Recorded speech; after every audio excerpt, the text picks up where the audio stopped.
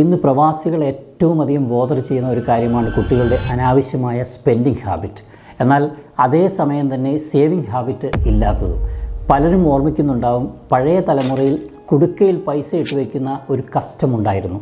അത് കുട്ടികളിൽ വളരെ ചെറിയ പ്രായത്തിലെ സമ്പാദ്യശീലം വളർത്തിക്കൊണ്ടുവരുന്നതിന് വളരെ വലിയ ഒരു പങ്ക് വഹിച്ചിരുന്നു. ഇതിനേക്കാൾ വളരെ എഫക്റ്റീവായ ഒരു മെത്തേഡാണ് ഇംഗ്ലീഷുകാർ ഫോളോ ചെയ്യുന്നത്.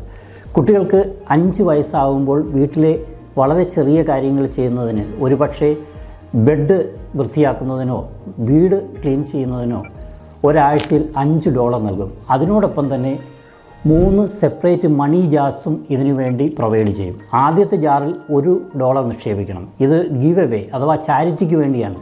രണ്ടാമത്തെ ജാറിൽ $2 നിക്ഷേപിക്കണം. ഈ $2 കുട്ടികളുടെ ഫ്രീഡം ഓഫ് സ്പെൻഡിങ്ങിന് വേണ്ടിയിട്ടാണ്.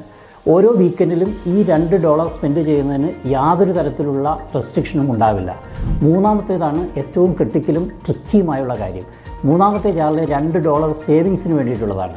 മൂന്നാമത്തെ ജാറിൽ ഓരോ ആഴ്ചയും കുട്ടി അറിയാതെ തന്നെ $1 പേരൻസ് തന്നെ ഡെപ്പോസിറ്റ് ചെയ്യും. ഇത് കുട്ടികളിൽ സൈക്കോളജിക്കലായി സേവിങ്സ് ഹാബിറ്റ് ഉണ്ടാക്കുവാനുള്ള ഒരു പ്രൂവൺ ടെക്നിക്കാണ്. പരീക്ഷണാടിസ്ഥാനത്തിൽ തന്നെ ഈ കുട്ടികൾ വളർന്നു വരുമ്പോൾ സേവിങ്സ് ഹാബിറ്റ് ഒരു ലൈഫ് ടൈം ട്രെയ്റ്റായി മാറുന്നു എന്നാണ് കാണിക്കുന്നത്.